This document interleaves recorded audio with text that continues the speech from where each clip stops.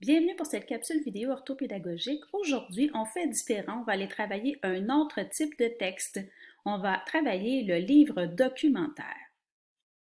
Mais qu'est-ce qu'un documentaire? C'est un livre qui sert à nous informer, à nous apprendre des nouvelles choses et parfois ça nous dit comment faire des choses. Tout en bas de l'écran, tu vois 4 sujets que j'ai sélectionnés de livres documentaires. Le premier porte sur les volcans. Donc, si je cherche à connaître comment entre en éruption un volcan, c'est ce livre-là que je vais sélectionner.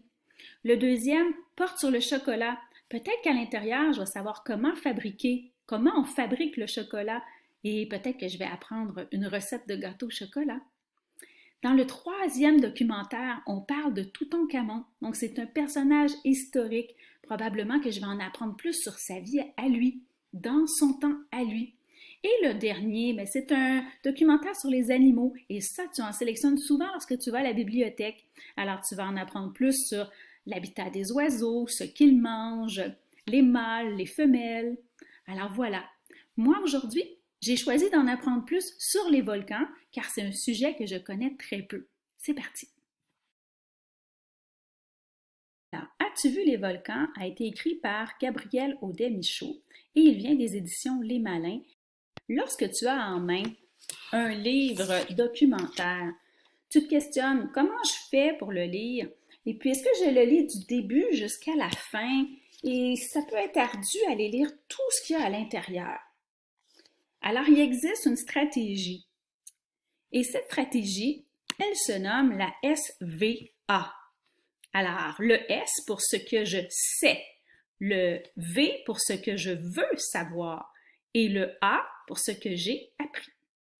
Alors, c'est en prenant par exemple une feuille brouillon et en allant écrire ces 3 lettres-là qu'on va peut-être parvenir à mieux lire et mieux se retrouver dans un documentaire. Je te présente ma stratégie.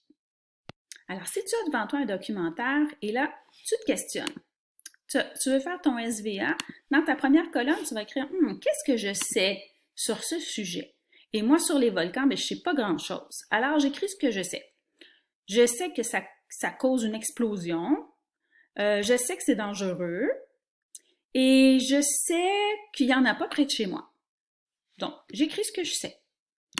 Dans la colonne du milieu, j'écris qu'est-ce que moi je voudrais savoir sur les volcans? Est-ce que c'est vrai qu'il y a des volcans sous l'eau? J'ai déjà entendu dire ça. C'est quoi le liquide rouge? Comment on appelle ça, le liquide qui sort du volcan? Est-ce que c'est du feu? Ma troisième question, est-ce que c'est aussi chaud qu'un four? Alors moi, quand je vais aller lire, je ne vais pas nécessairement lire du début jusqu'à la fin du livre. Je vais vraiment aller chercher en pensant à ces 3 questions.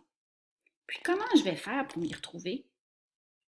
Alors pour t'y retrouver, il existe dans les livres documentaires une table des matières, des titres et des sous-titres. C'est comme un GPS ou une carte routière qui nous permet d'aller chercher le sujet exact qu'on voudrait lire. Alors si moi par exemple, je voulais savoir c'est quoi le liquide qui sort du volcan, je m'en vais dans ma table des matières, puis je vais aller lire la table des matières pour voir si ça traite de ça. Alors, je lis le premier titre. Qu'est-ce qu'un volcan? Ça ne répond pas à ma question. La croûte terrestre, ça ne répond pas à ma question. Les plaques tectoniques, ça ne répond pas à ma question. L'éruption, on se rapproche. L'éruption, c'est explosion. Mais là, ça ne répond pas à ma question, ça répond à quelque chose que je sais. Je savais qu'il y en avait des explosions. Et je vois le magma. Peut-être que ça répondrait à ma question.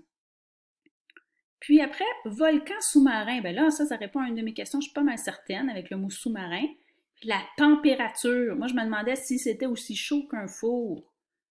Alors tiens, je vais aller voir dans la page 11, la page 12 et la page 13 en m'aidant des titres et des sous-titres. Ça, c'est mon GPS du livre documentaire. C'est parti! Nous voilà. J'ai choisi d'aller à la page 13, tiens, pour commencer, parce que moi, c'est la température qui m'intéressait en premier, mais on peut faire ça dans un documentaire. On peut aller à l'endroit de notre choix. On va aller lire. J'aimerais bien que tu lis avec moi, tu sais. Alors, la température de la lave varie de 100 à 1200 degrés Celsius. C'est 10 fois plus chaud que de l'eau bouillante.